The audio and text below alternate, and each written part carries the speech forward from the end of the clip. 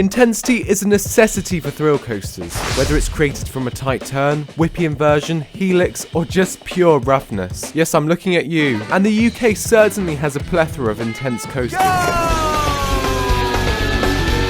But what are the top 10 most intense moments on the UK coasters? Today I'm going to show you my ranking, starting with number 10, which goes to Nemesis Inferno's final helix.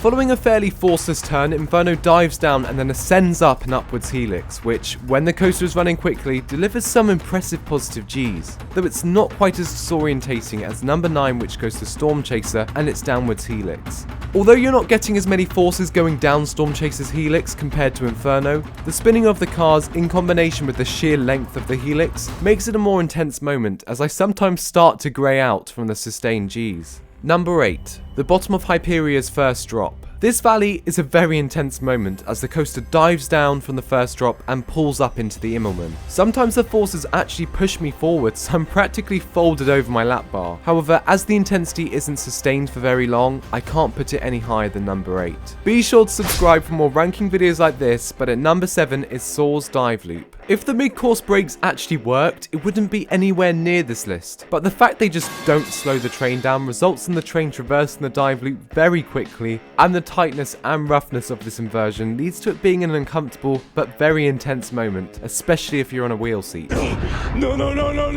Wait. Number 6. The Swarm's helix. Now the Swarm is a fairly floaty and relaxing ride experience until this bone-crushing low to the ground helix after the inclined loop, which never fails to make me grey out. Number 5. Rita's hydraulic launch and first bank turn. I know Rita gets a fair bit of hate, but there's no denying that the combination of these two elements makes for a very intense start to the ride. The hydraulic launch, although not as punchy as another launch in Dark Forest, pushes you into your seat, followed by a tight overbank turn which delivers some fairly sustained positive Gs. And some may argue that the roughness adds to the intensity as well, but I personally don't find Rita to be too bad.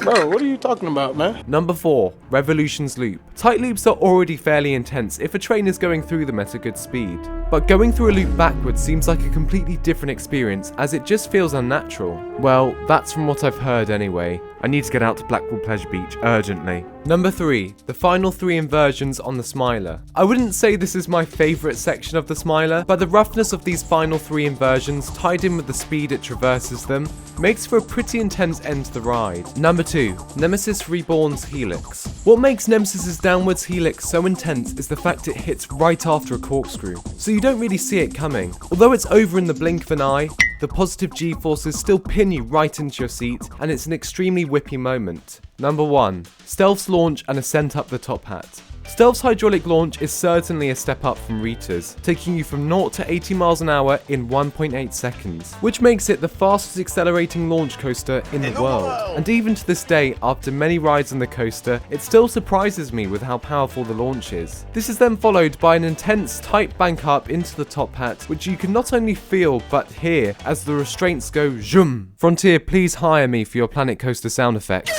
But anyway, what's your top 10? Be sure to comment down below and subscribe for more videos like this. See you in the next one.